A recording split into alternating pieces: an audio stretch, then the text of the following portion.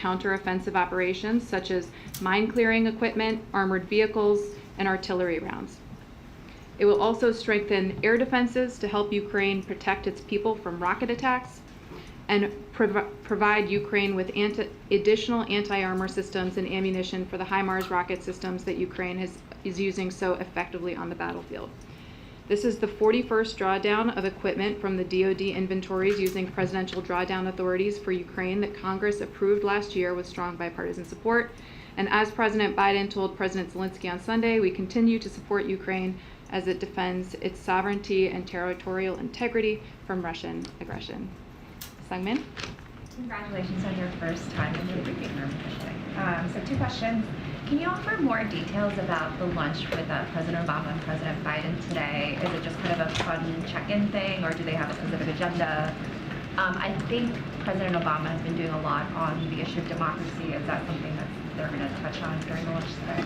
Well, as you know, the 2 leaders, the 2 presidents, stay in touch regularly. They most recently spoke in early June when President Obama called President Biden to congratulate him on reaching the bipartisan budget agreement, which I believe we read out to you all at the time.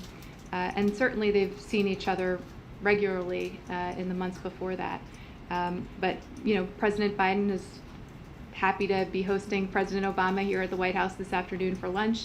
I'm not going to detail or speculate on what their private conversations might involve, but to say that they always look forward to seeing each other and having a chance to sit down in person. Is it safe to say it's more like a social meeting or any specific agenda? There's no specific agenda to this meeting. They meet regularly. This is part of that regular cadence of meetings, and I'm sure it will continue.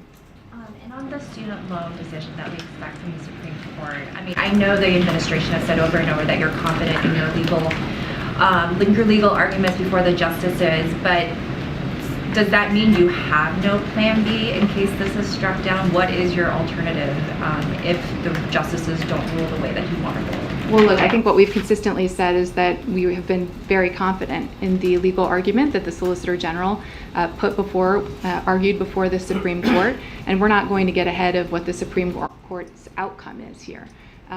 But let's also be clear about the stakes. The whole reason the president pursued the student debt relief program is because of what the importance of the breathing room that this will provide potentially to millions and millions of Americans who just needed a little bit more breathing room as we came out of this pandemic.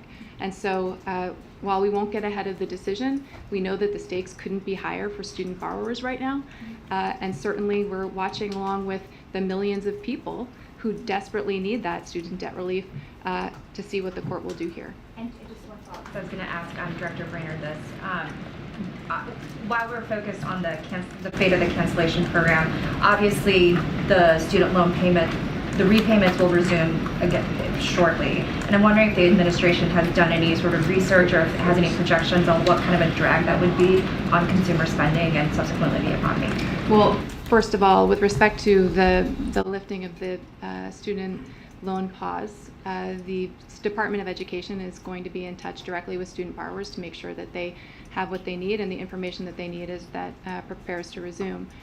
But with respect to the economy, I would say part of the reason that we did this is because, you heard Lael just talk about the idea of Bidenomics, the idea that we grow the economy by growing the middle class, that we grow the economy by empowering and educating workers, by giving low and, growing from the bottom up and the middle out here. And certainly the student debt relief program fits into that idea.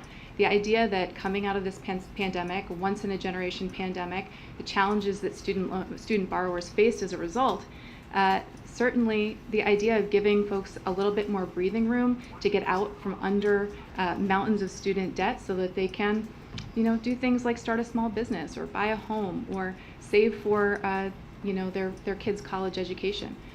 These are the kinds of things that we think will have a significant impact and a benefit to the economy over the long term. Sure, but it's on the repayments when they have less money to spend. I mean, does that concern the administration at all about the impact that it would have on consumers? Again, I'm not going to get into hypotheticals about what the potential outcome of the Supreme Court decision might be. What I will say is that we feel that this is an incredibly important program for the student borrowers across the country who just need a little bit more breathing room. Mary? Polling continues to show this pretty large disconnect between the economic successes that you all are touting and highlighting this week and the way Americans are actually feeling about the economy, the way they're feeling about their own wallets. You know, inflation and recession fears continue to be a pretty big pull on the president's popularity. So why do you think that is, and is this big rebrand going to be enough to bridge that divide and turn things around? Well, what I would say is that the president's economic policies are incredibly popular. When you ask people what they think about investing in our roads, bridges, and airports, when you ask people what they think about educating and empowering workers, when you ask people about how they feel about reshoring manufacturing jobs and investing in America, those things are incredibly popular. And we find that when we go out and we talk to people about it, they support Bidenomics.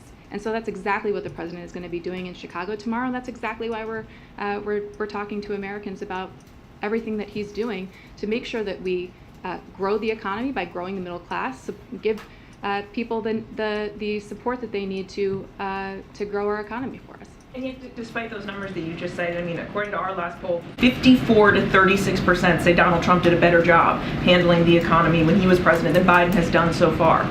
You aren't announcing anything new necessarily this week. You are just, sort of highlighting and touting what you've done. Is that enough?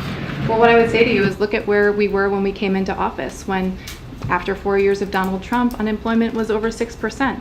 And today we are standing here at a time where unemployment is at historic lows. We've seen inflation come down by 50% over the last year. 11 months straight, inflation has come down. We've recovered, our economy has recovered faster than any major economy in the entire world. And that's happening because of President Biden's leadership, because of the economic agenda that he's put forward. 2.5 years into this administration, we are just seeing the first impacts of all the historic legislation that he was able to achieve in the first couple of years. We're seeing shovels in grounds. We're seeing private investment come back to our country. We're seeing millions of jobs created. And so now is the time where, with all of those accomplishments, the president can take this message to the American people and say, this is what Bidenomics is, and here's what we have to show for it. Let's put our foot on the gas and keep moving forward instead of returning to these failed trickle-down policies that never seem to ever trickle down. And just on one other topic, United Airlines is calling out the FAA for failing the traveling public, saying the FAA's staffing and inexperience are crippling air travel. What's your response, and are there any steps, emergency steps, priority steps that can be taken to manage some of this chaos out there? I think, look, across the country over the last couple of days, we've seen some really severe weather. Millions of people have been impacted by that, seen it up close. I know people who had multiple canceled flights yesterday as a result of the extreme weather that we're seeing.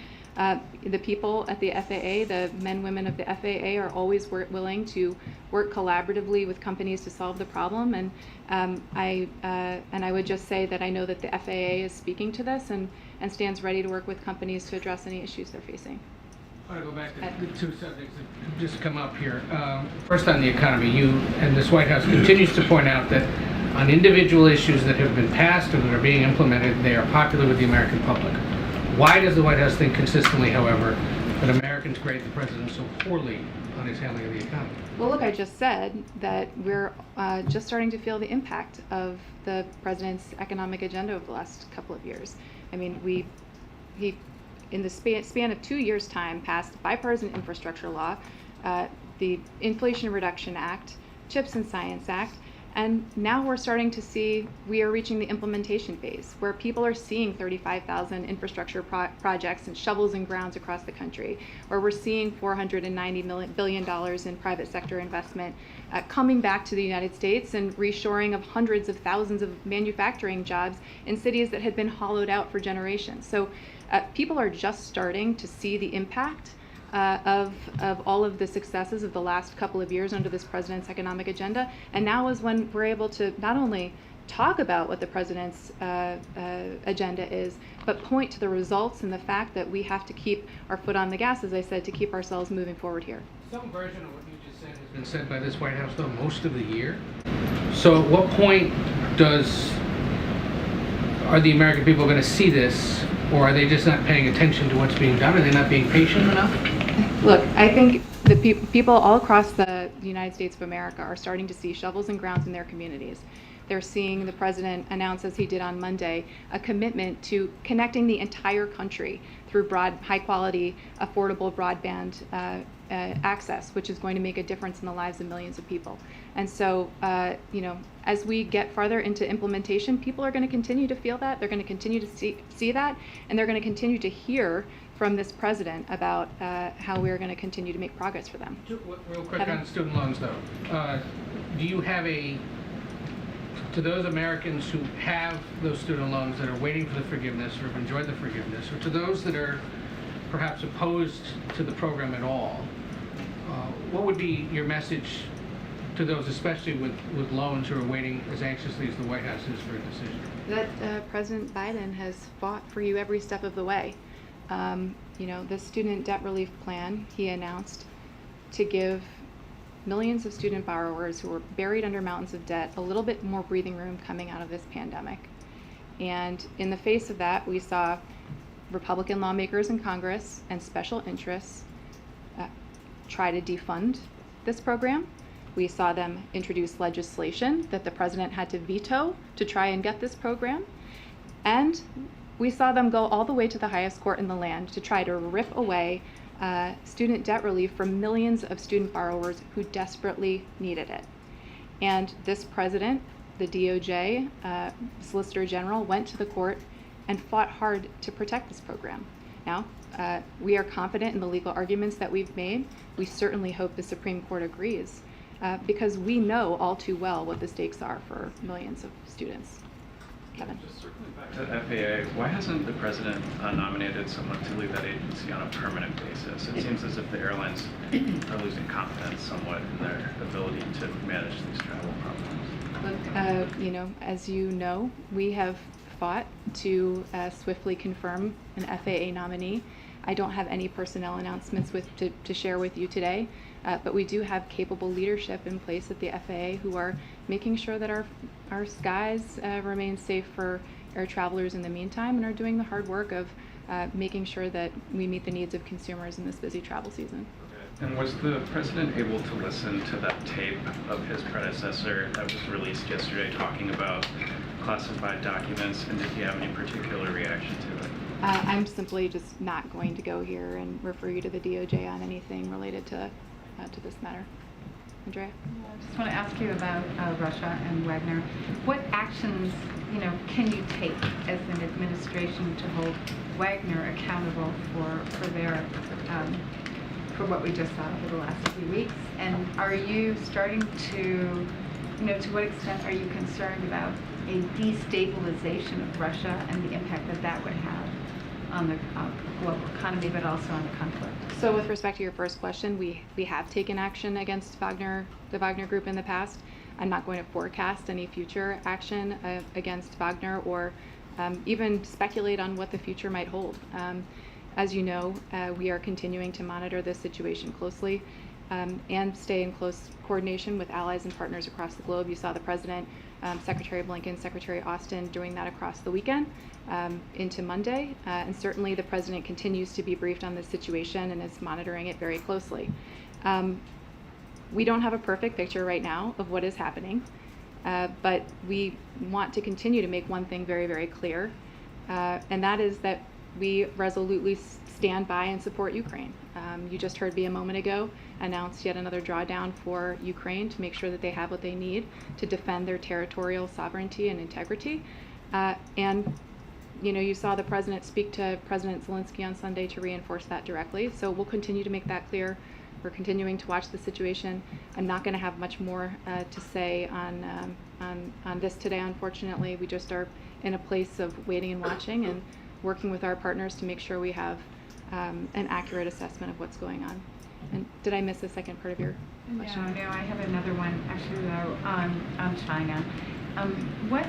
We've seen reports that Janet Yellen will be going to China next week, and I'm wondering about what your plans are, your thinking is about having the president speak with President Xi after the whole dust up of the last campaign, sort of announced, whatever The Yeah, sure. dictator remark. Whatever you'd like Just to to call call it out. So I don't have any travel to preview for Secretary Yellen. Certainly would refer you to the Treasury Department to make any announcement of that nature.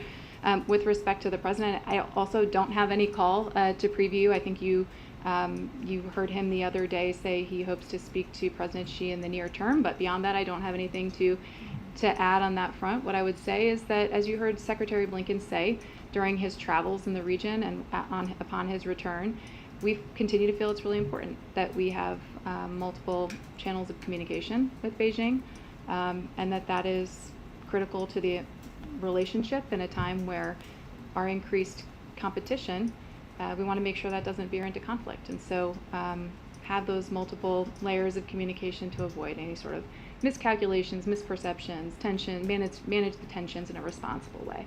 Given the situation that we saw unfold this weekend in Russia, are you reaching out to your Chinese counterparts through all these different discussion channels to ask them particularly to take any particular action in the context of the divisions in Russia? I don't have anything specific to read out to you on that. Sebastian? Thank you very much. Do you have anything on the slightly mysterious conference that took place in Denmark on Saturday? I mean, I say a little mysterious because it was a big conference. It was countries from all over the world, including some of the Ukraine skeptic ones, if you can call them that, like India. But very little has come out of it. Do you have anything on what did come out of it, and could it lead to something more concrete and visible? So you're referring to a meeting that happened, it was organized by Ukraine in Copenhagen over the weekend. And on Saturday morning, National Security Advisor Jake Sullivan participated in that meeting virtually, and a Senior Director for Europe, Amanda Sloat, participated in that meeting in person. Again, it was convened by Ukraine. They had a positive and productive discussion about, about what principles for peace could look like and how we could achieve a just and durable peace in Ukraine. And the attendees broadly agreed that we want to see this war end swiftly, and we want to ensure that everybody continues to respect the fundamental principles of the UN Charter, and that includes the principles of sovereignty and territorial integrity. Beyond that, I don't have anything to read out to you. This was a meeting convened by Ukraine, and would refer you to them for other participants and details. Eric? Thank you, Olivia. I have two questions for you. I would like to follow up on Andrea's question. There are alarm bells are ringing in Poland and Baltic states because of the movement of Wagner Group troops to Belarus. And Polish president just today called it a relocation of Russian forces. So is it at all possible that the whole mutiny was just a cover for moving Wagner's troop to Belarus? And what's your reaction to those concerns on the eastern flank of NATO? So I'm not going to get into any sort of speculation about this situation. We're continuing to monitor it closely, and all I'll say is that rhetoric around nuclear weapons is, we've seen coming from the Russians is highly irresponsible. And that said, we've seen no change, no reason to assess that their nuclear posture has changed, and no reason to change our own nuclear posture. With that said, we remain committed to the collective defense of the NATO alliance, which of course includes Poland, and we are going to stay in close touch with our partners and allies to make sure we continue to monitor this closely and responsibly. And to follow up on nuclear weapons, President Lukashenko said today that a significant part of the nuclear weapons have been brought to Belarus. Can you confirm that, and that in fact it happened? And if true, why the U.S. is not changing its nuclear posture in response to Russian change in their nuclear posture? John yesterday sounded like a little bit dismissive about this movement. Yeah, I can't confirm that for you. Mike? You've talked a lot today back on the economy about what the president has already done in the last 2.5 years. That, of course, a lot of the president's agenda was left on the table. Child care, ending Trump tax cuts, that kind of thing. At what point, and obviously it's not this speech, but at what point does the president have to pivot to be talking about specific proposals for new things that he wants to do in a potential second term, or even in the latter part of this term? And why isn't, if this, I think Korean yesterday called it a cornerstone speech or something like that, why not use this opportunity, you're obviously building up the speech, to do some of that, to talk a little bit about new specific proposals? Well, look, part of what we're doing right now is implementing so much of this legislation, right? I mean, we launched a couple of weeks ago invest.gov, where you can go and you can actually see where all the private investment that's coming into the United States, where all of these 35,000 transportation projects are springing up across the country. That is now underway, and we're focused on implementing the incredible pieces of historic legislation this president has gotten done over the last 2.5 years, and making the case that this is the kind of strategy we need to continue to put the pedal to the metal on, so that we can continue this economic progress and not risk undercutting all of that. Because as we've seen, House Republicans continue to try to repeal the IRA and the progress that we're making in investing in clean energy and manufacturing, reshoring jobs in America. They're continuing to push for unpaid for extensions of the Trump tax cuts, which would add $3 billion to our deficit, send jobs overseas, and undercut the progress that we've made. So this president is laser focused on, the historic progress that we've made, the historic legislation we've made over the last 2.5 years, and making sure that we implement that right now successfully, so that we can continue to keep our foot on the gas, as I said. Does this administration think that's enough, or at some point, does the administration think he has to lay out his next vision? Well, so today we're focused on tomorrow and laying out Bidenomics and talking to the American people about what that is, how it's taken shape, and how it's made a meaningful impact in their lives. That's what we're focused on for the moment. I don't have anything to preview for you in the way of future economic announcements, but look, we believe there's really substantial progress to be proud of here. 13 million jobs, 12 million new small business starts, wages that are rising now as to where they were at the beginning of this administration. Their wages are rising now, even when adjusted for inflation. There are a lot of reasons to see positive signs in this economy as a result of what the president has done, and we want to keep that going. Go ahead, Jerry. Thank you.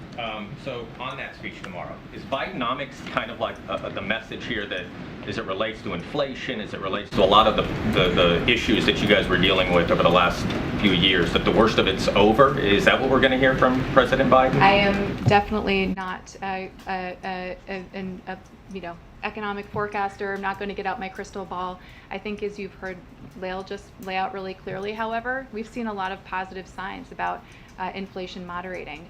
Inflation coming down by 50% over the last year, declining for 11 months straight. Certainly when you look at where other major economies in the world are, the United States has a lower rate of inflation right now than any other major economy. And so that tells us that we are on the right track here, and we've got to continue to keep our foot on the gas. Does the administration share the baseline view of the Federal Reserve that 2% inflation is the goal? I, as you know, cannot comment on the independent monetary policy set forward by the Federal Reserve, so I'm just going to leave that there. Ed, go ahead. Thanks, Olivia. So the Federal Reserve says inflation is double what the Federal Reserve would like to see, and they believe the unemployment rate will go to 4.1%. So how is Bidenomics not an era of high inflation and rising unemployment rate? Well, take a look at where we started and where we are now. That's the easiest answer to your question. When we came into office with the global economic headwinds of COVID that were then compounded by the disruptions we faced when Russia invaded Ukraine and disrupted global food supply chains, global fuel supply chains, sent inflation soaring around the world. Right now, the United States is in a better position on inflation than any other major economy. And why is that? It's because the president took a number of swift and decisive actions to make sure that we got our economy on track, that we got ourselves open and chugging along again. And today, as a consequence of that, we see record low unemployment, record new small business starts, inflation that, again, is lower than any other major economy in the world. And we're we're making progress. But we're seeing layoffs, specifically talking about the auto industry. For example, Ford is saying they're laying off workers to afford the cost of the transition to EV. The first quarter of this year, Ford lost $700 million on their EV program, lost $600 million last year. So is that what we can expect with Bidenomics? Well, I would just say, looking across the economy broadly, we're seeing signs of progress. We're seeing, as I said just a moment ago, record low unemployment, record small business starts, jobs that are coming back by the hundreds of thousands overseas as a result of private investment in clean energy manufacturing in our country. And so certainly we believe that broadly we are on the right track here, that Bidenomics is having a tremendous impact, and we want to continue to see that progress move forward. Go ahead. Does the White House have a response to Ron DeSantis' proposal to use lethal force against drug cartels trying to cut through the border wall along the southern border? I've got to be really careful from here in talking about 2024, declared 2024 presidential candidates as a result of something that you all know called the Hatch Act. Prevents me from doing so. But what I will say broadly is that with respect to immigration, you know, this president came into office introducing a comprehensive immigration reform, sought and received and was able to obtain record border security funding, was able to put in place a series of policies that expanded legal pathways for migration, that dealt with our border situation, and has now resulted in a significant decrease in unlawful border crossings since the lifting of Title 42. And he's done all of that without the help of Republican governors around the country or Republican lawmakers in Congress. And so we think that this is a serious issue that demands leadership, and that you know, the president is providing that leadership, and we just hope that, you know, Republicans will find their way to the table. On the policy itself, do you think, putting aside Ron DeSantis' proposal of it, do you consider that the use of lethal force against, you know, he says drug cartels, do you consider that draconian, going too I far? haven't seen the details of this policy, and I'm not going to speak to it specifically, also given my Hatch Act concerns, but I'm happy to take it and come back to you if I can say anything about it. Jackie, go ahead. What message is the president trying to send to the American people when he invites his son to the state dinner and Camp David, as we saw this past weekend, amid everything he's going through? Every president of the United States has invited their family to state dinner. This president also has a family. He is no different. And beyond that, I'm just not going to engage on this. The former White House Press Secretary Jen Psaki acknowledged that optically that might not have been easier for the White House. Can you elaborate on that at all? The decision to invite the president's son amid everything that he's going through, and what challenges that poses for this White House to explain? Like every other administration, like every other president, this president has a family, and he did exactly what many prior administrations have done, and beyond that, I really don't have any comment on this. Go ahead, Catherine. Thanks. You've mentioned a couple times the idea that people are just starting to feel the impact of the president's economic policies. Does the administration have an assessment of how long it will take for these policies to sink in, and will it be before the next election? Well, look, I'm not going to speak to future elections from here, but this president is, as I said, we have already seen the strongest and fastest economic recovery of any major economy in the world. So we've already seen, I just talked about the millions of jobs that have been created, the millions of new small business starts. So we are on track. We are making progress. All I'm saying is that the president is really laser focused on making sure that we implement his Best in America agenda and continue to, you know, as I said, make sure that we keep accelerating forward. I just want to try once more on the layoffs at Ford. I don't know if you have any comment on the layoffs themselves, and is the administration comfortable with the idea that jobs could be lost in this process of transitioning to electric vehicles? Well, look, certainly anytime somebody loses a job, loses a paycheck, that's something we're concerned about. The president knows that deeply and personally, what that is like for a family. And so certainly anytime we're hearing about layoffs in the economy, we're concerned about that and monitoring that and looking at that. But what I will say more broadly is part of the reason why the clean energy investments that the president has made in our economy are so important is because we are simultaneously moving his ambitious climate agenda forward, but also bringing clean energy jobs and manufacturing jobs and supply chains back to the United States by the hundreds of thousands. So, again, anytime we hear that somebody has lost a job and a paycheck, that is something we take very seriously and don't want to diminish, but we're making progress here, and we think that's important to lift up too. Courtney? Thank you. On childcare, the Commerce Department is requiring certain recipients of CHIPS funding to provide childcare to their workers. I know you've been talking about different infrastructure investments today. Lyle was talking about that as well. I know the White House is also looking at other ways to replicate that idea to expand childcare when it wasn't put in the Inflation Reduction Act. Can you talk about where you are on that in terms of attaching childcare legislation you already have passed? I'm going to have to take that. I just don't have an update for you today on that. Go ahead. I've got a quick question about the lunch and then a couple follow-ups from last week. About the lunch, President Obama reportedly told President Biden ahead of 2020, quote, "You don't have to do this, Joe, you really don't." Can you say if a similar message was shared today? I can't, and I don't know what you're referring to. Regarding whether he should continue to serve in public life. I don't know what you're referring to, and I don't have any comment on it. And the follow-ups on last week. Does the White House believe Attorney General Garland committed perjury when he testified under oath that Delaware U.S. Attorney David Weiss could bring charges outside his district? I don't have any comment on this. Anita? Go ahead. In 10 days. Stephen, I'm moving on. Anita? I have a China question and also a Ukraine question. First of all, on China, can you just lay out the expectations for Secretary Yellen's trip? And is this possible executive order on outbound investment on the table? I'll leave it to the Treasury Department to discuss any potential travel that Secretary Yellen has.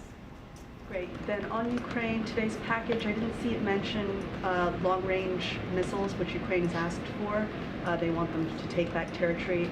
Are those not on the table? Why are they not there, and are they going to be considered in future packages? Look, our focus has always been on making sure that Ukraine has what it needs to defend itself and defend its territory and its sovereignty. What I would just say to you on your specific question is, you should feel free to reach out to the Department of Defense about all of the specific contents of this package. I think they may have some more detail to lay out. Yeah, madam. Okay. Follow on Ukraine. Thanks, Olivia. I just wanted to get a comment on the Supreme Court decision today on Moore versus Harper. Sure. This morning at the Supreme Court, there was a critical decision with respect to voting rights. As you know, this has been an enormous priority for the president and the vice president since the day that they entered office to strengthen and shore up voting rights in this country. And so we're pleased that the Supreme Court rejected the extreme legal theory presented in this case, which would have interfered with state governments, which would have opened the door for politicians to undermine the will of the people, and would have threatened the freedom of all Americans to have their voices heard at the ballot box. Again, as you just heard me say, the president and the vice president have made this a significant priority since they first entered office, and they will continue to fight to make sure that, to urge Congress to pass critical voting rights legislation in Congress as we go forward to ensure there are fair congressional maps and that people have access to the ballot box. Follow up on inflation real quickly, please. So you mentioned that the White House believes inflation is moderating. The Bank of America CEO, Brian Moynihan, said in an interview today that we think it'll take Fed officials all of this year and all of next year into 2025 before they get inflation in line with their long-term target. Does the White House agree with this assessment? I certainly am not going to make any predictions from here, economic forecasts from here. All I can say is what Lil said a few moments ago, which is that we've seen inflation come down significantly over the past year, 50% over the last year, 11 months straight. And we're going to continue to do everything in our power to keep lowering costs for the American people and continue making all that progress. Following up on the president's call with President Zelensky he had said that there would be a second one, so it sounds like that hasn't happened yet, though. Do you expect that to I don't happen have today? any call to read out to you today. Okay, and then in the call that they did have, did the president encourage President Zelensky to attend the NATO summit next month in Lithuania, and does President Biden expect to meet with President Zelensky in person at that summit? I don't have any news to share with you on that front. Certainly, this is going to be a really important NATO summit with a lot on the table, an opportunity for the president and other NATO allies to gather and talk about so many things, including Ukraine. You know, as we've said many times, you know, one thing that is quite remarkable today is how NATO is stronger, it's larger, it's more purposeful than ever before. Of course, we're looking forward to welcoming our newest member in the NATO alliance, Finland, in a couple of weeks. And certainly this is going to be an important summit on a number of fronts, but I don't have anything respective to a particular bilateral meeting to read out to you today. Follow on, Trey. Let's just do one. We have one more. Okay, go right here. Thank you. The Russian defense minister is in Cuba today. He's meeting there with his counterpart, and they both agreed to strengthen the relationship, invest in more military projects. Is the White House watching this? Do you have anything on this? This is not something, I need to take this one back and see what my NSC colleagues might have to say about it. All right, thanks all. Have a great afternoon, and I'll see some of you in Chicago tomorrow.